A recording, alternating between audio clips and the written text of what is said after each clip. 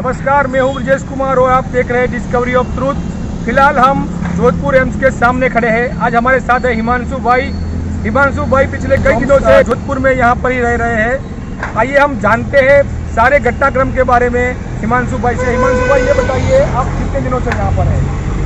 जोधपुर से बापू जी का पिछली बार स्वास्थ्य खराब हुआ था, तभी से मैं यहाँ पर जोधपुर हूँ। आया था मैं बनारस से, आया था मैं यहाँ पर। और लोगों से मैं यही कहना चाहूँगा कि बापू जी एक हिंदू संत है और उसके साथ में एक राष्ट्रीय संत है। बापू जी ने वर्षों से 50 वर्षों से अनवरत करोड़ों असहाय और दुखी लोगों की सेवा करते आए हैं, ठीक है। किंतु आज के समय में जब बापू जी का स्वास्थ्य इतना खराब है और सरकार जो पहले उनके चरणों में बराबर नतमस्तक रहा करती थी, मतलब सम्मान करती थी कि बापू के सेवा कार्यों को लेकर के, किंतु आज सरकार का कोई भी व्यक्ति बापू को लेकर के एक आवाज़ उठाने के लिए भी समर्थन अपना नहीं दिखलाता है। यहाँ तक कि बापू का स्वास्थ्य पिछली बार अभी पूर्णतः ठीक भी नहीं हुआ था। बापू जी का हीमोग्लोबिन 10 पॉइंट के आसपास में था और उन्हें एम्स से वापस उस जोधपुर जो सूर्य नगरी कहा जाता है, इतनी गर्मी में तपती दोपहरी में उन्हें बापू जी को जेल लेके चला गया था। और वहाँ पर एक ऐसे व्यक्ति से इलाज करवाया गया जिसका पहले कोई ऐसा कोई बढ़िया वेदाचार्य में नहीं रहा, और उसका परिणाम ये निकला कि बापू जी पूर्णतः स्वस्थ हुए। तो उसके बाद भी बापू जी का तबीयत खराब हुआ और बापू जी का इमरजेंसी में फिर से पुनः एम्स में लाना पड़ा बापू जी को। और आज बापू जी का इस कंडीशन स्वास्थ्य खराब है, किंतु जेल प्रशासन के द्वारा जो बापू जी को लेकर रवैया अपनाई जा रही है, ये बेहद ही शर्मनाक कहा जाता है। मानना ये है कि बड़े बड़े आतंकवादी जो होते हैं उनको थोड़ी सी खांसी और छींक भी आती है, चाहे नेता मंत्री आते हैं, उनको भी इलाज के लिए बढ़िया से बढ़िया व्यवस्था कराई जाती है। यहाँ तक कि हमारे अभी देखा जाए तो बहुत सारे जो नेता मंत्री हैं, जो लालू यादव जैसे नेता, इनको चारा घोटाला में आरोपी पाया गया, संजय दत्त जिनको पाया गया था दोषी, फिर भी इनको इनके बीमारी के बल पर इन्हें बाहर आने को दिया जाता है। किंतु बापू जी 90 वर्ष के होने वाले हैं और उन्हें बीमारी के लिए 8 वर्षों से प्रयासरत है कि उन्हें एक दिन का भी इलाज के लिए नहीं दिया जा रहा है। सुप्रीम कोर्ट से जबकि उन्हें ऑर्डर आदेश प्राप्त है, परमिशन मिली है कि वो अपने इच्छानुसार आयुर्वेदिक इलाज करा सकते हैं, किंतु फिर भी उसके बावजूद भी जेल प्रशासन उन्हें आयुर्वेदिक इलाज नहीं दे रहा है। और आयुर्वेदिक इलाज के नाम पर एक ऐसे झोला छाप डॉक्टर को ला करके दिखलाया जा रहा है, यानी खाना पूर्ति की जा रही है केवल उसका।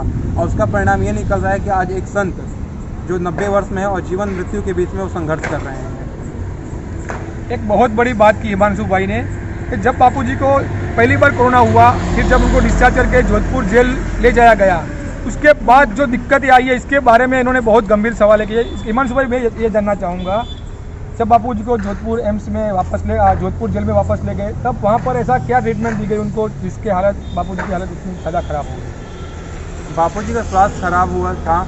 बापू जी अच्छे से यहीं से जब जेल से गए थे तो मेरे सामने की बात है, जब बापू जी को गाड़ी में पुलिस अपनी गाड़ी में बैठाने के लाई थी, बापू जी उस वक्त खड़े भी नहीं हो पा रहे थे। बापू जी को 3 व्यक्तियों का सहारा लगा। बापू जी को उठा के उन व्यक्तियों ने गाड़ी में रखा, जिसमें बापू जी के लोग थे और सिक्योरिटी गार्ड्स थे, पुलिस थी।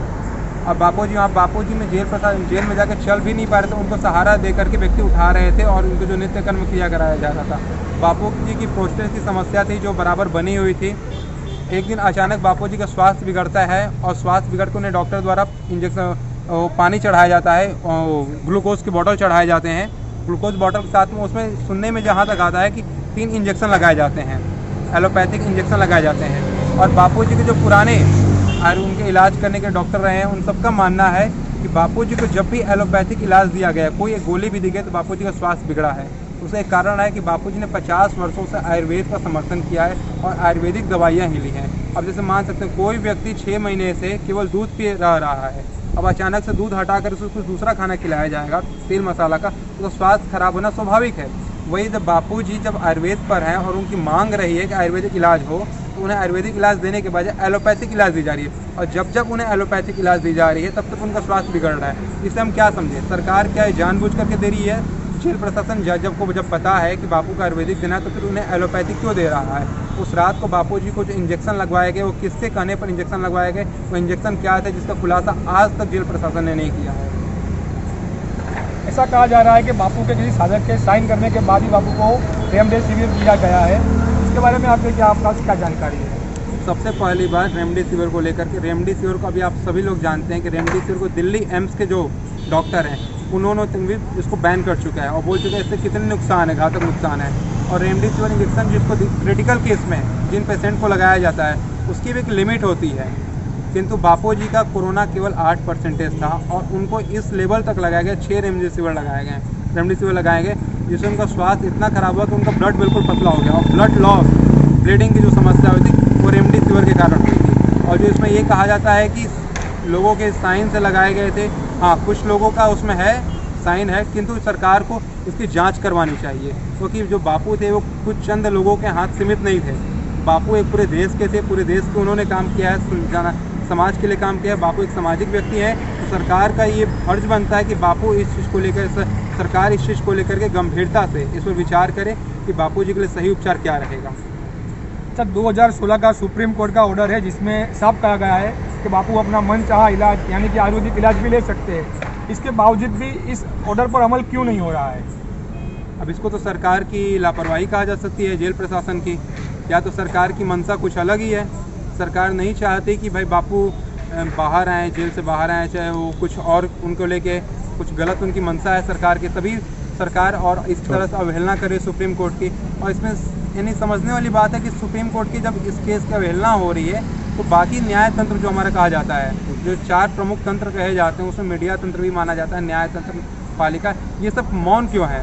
ये बड़े विचार करने की आज समाज की आवश्यकता है कि आखिर इतने बड़े षड्यंत्र हो रहा है। जो एक संत को जब कोर्ट, सुप्रीम कोर्ट द्वारा, सबसे प्रमुख कोर्ट है जिसने जब ये बोल चुका है, फिर भी उनको आयुर्वेदिक इलाज मुहैया उनके इलाज से नहीं कराया जा रहा है। अभी कुछ दिन पहले बापूजी ने लिखित में हस्ताक्षर करके भी दिया था कि उन्हें जोधपुर में स्थित करवड़ आयुर्वेदिक राधाकृष्ण आयुर्वेदिक हॉस्पिटल वहाँ उनको इलाज कराया जाए, फिर भी उन्हें आयुर्वेदिक इलाज के उपचार की व्यवस्था वहीं नहीं की जा रही है। और बार बार उनकी तबीयत खराब होने पर एम्स में लाया जा रहा है, और एम्स में भी उन्हें एलोपैथिक डिपार्टमेंट में इलाज कराया जा रहा है, यहाँ भी उन्हें कोई आयुर्वेदिक इलाज नहीं दी जा रही है। और आयुर्वेदिक के नाम पे बस एक झोला छाप डॉक्टर हैं जोधपुर के, उनको लेके खाना पूर्ति कराई जा रही है।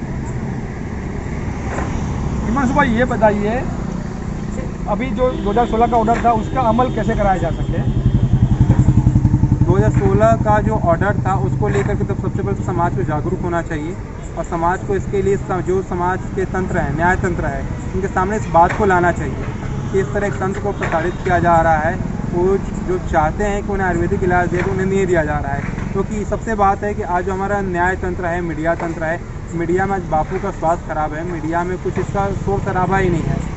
कुछ एक संत जब कहते थे, उनके करोड़ों अनुयायी हैं आज भी देश में, ठीक है, किंतु मीडिया में कोई इस बात का जिक्र ही नहीं हो रहा है, इन सब चीज़ों को दिखलाया नहीं जा रहा है। तो जब तक न्याय तंत्र इसको दिखलाएगा नहीं, न्याय तंत्र सामने नहीं आएगा, तब तक इस पर होना असंभव है। क्योंकि जो लोग जानते हुए भी ये नहीं कर रहे हैं, मतलब उनकी मंशा बिल्कुल सरासर गलत है, बापूजी को लेकर के उनकी मंशा गलत है, और वो लोग नहीं चाहते। और जब तक वो तब तक अपने काम में सफल हो रहे हैं, जब तक इसकी आवाज़ नहीं उठाई जा रही है। जिस दिन जनता आवाज़ उठाएगी इस चीज़ को लेकर के, अपने अपने क्षेत्र प्रतिनिधि जिनको जनता ने वोट देकर जिताया है, कि उनकी भाई आवश्यकता पूरी की जाए, उनकी मांगों को आगे पहुँचाई जाए, वो क्षेत्र प्रतिनिधि के पास जाएँ, अपने जो कलेक्टर हैं, डीएम के पास जाएं और इस मांग को रखें कि आखिरकार जब बापूजी चाहते हैं कि सारे भारत के जितने लोग हैं, अगर सभी लोग करें इकट्ठे होकर के, तो ही जाकर के कुछ हो सकता है, अन्यथा तो इस पर कुछ होना एक असंभव सा प्रतीत हो रहा है। आज 22 जून रात 10 बज रहे हैं। अभी बापूजी का हेल्थ कैसा है, इसके बारे में आपके पास क्या जानकारी है? अभी बापूजी की हेल्थ सुनने में आ रहा है कि जो अभी एक आयुर्वेदिक डॉक्टर हैं राघवन जी, उनकी कुछ दवाइयाँ शायद बापूजी के पास पहुँची हैं, जिसको लेकर के बापूजी का हेल्थ जो बराबर डाउन होते गिर रहा था, उसको लेकर कुछ स्टेबल है, अभी स्वास्थ्य स्टेबल है। और सुनने में आ रहा है बापूजी, मेन सबसे बड़ी बात है कि बापूजी यहाँ रहना नहीं चाहते हैं। बापूजी यहाँ रहना नहीं चाहते हैं क्योंकि बापूजी को यहाँ जो इलाज दिया है बापूजी के हिसाब से मतलब कि उनके स्वास्थ्य पर सब घातक असर कर रहा है। और जो राघवन जी इलाज दे रहे हैं, अभी जो आयुर्वेदिक केरल के एक आयुर्वेदाचार्य डॉक्टर हैं, उनके इलाज से बापूजी की स्वास्थ्य, और बापूजी की बार बार मांग रही है कि राघवन जी जो उनके पुराने वैद्य रहे हैं, उनके एक दो और भी कई घातक बीमारियाँ, न्यूरोसर्जन की बीमारियाँ थी, वो भी बीमारियाँ दूर हुई हैं। इसको लेकर के मांग, बापूजी के स्वास्थ्य वैसे नॉर्मल चल रहे हैं, यानी कि स्टेबल है, ऐसा भी नहीं कि बिल्कुल ठीक हो गए हैं, बस स्टेबल है, जो नीचे गिरता स्वास्थ्य था वो स्टेबल है। जी, बहुत बहुत धन्यवाद हिमांशु जी आपका। हिमांशु भाई का साफ कहना था कि बापू को एक पॉलिटिकल षड्यंत्र के तहत जो फंसाया गया है, उसके तहत उनको रिलीफ नहीं दी जा रही है, इसलिए सभी जनता को ये सब जो प्रश्न है अब उनके खिलाफ आवाज़ उठानी चाहिए। और उनका जो आखिरी में उनका कहना था कि बापूजी को आयुर्वेदिक इलाज, अच्छे से अच्छा आयुर्वेदिक इलाज मुहैया कराना चाहिए। और डॉक्टर राघवन की बात फिर से हिमांशु भाई ने यहाँ पर कही है कि डॉक्टर राघवन से बापू का इलाज हो, ये बहुत ज़रूरी है। तो इस वीडियो में इतना ही, मिलते हैं अगले वीडियो में, तब तक के लिए मुझे इजाज़त दीजिए। जय हिंद, जय भारत, जय सनातन।